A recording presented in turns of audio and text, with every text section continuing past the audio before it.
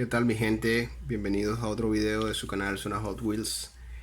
En el día de hoy nos vamos de wheel swap con esta hermosa Toyota Land Cruiser.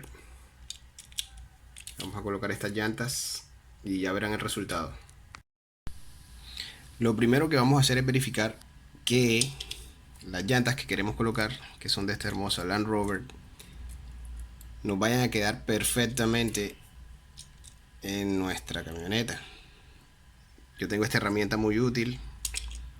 Ya me di cuenta que sí.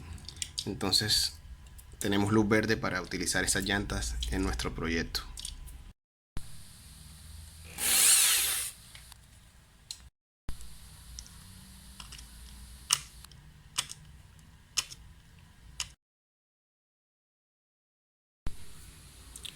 Listo, ya quitamos el chasis y ahora lo que vamos a hacer es sacar los ejes que vamos a reemplazar con cuidado para quitar estos par de ganchitos que tienen aquí. Yo utilizo el destornillador.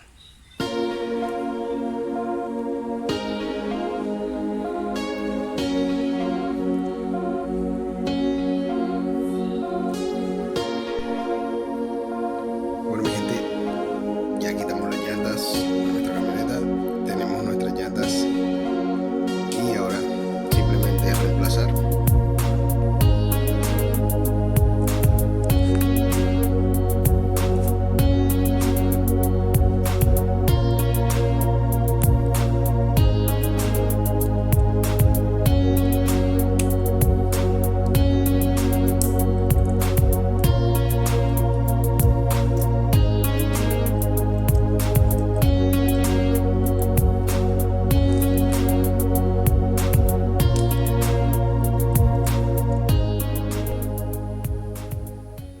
Y aquí lo tienen amigos, nuestro wheel swap de esta hermosa Toyota. Gracias por seguirme. Los que no, suscríbanse por favor al canal y estén pendientes para los nuevos videos.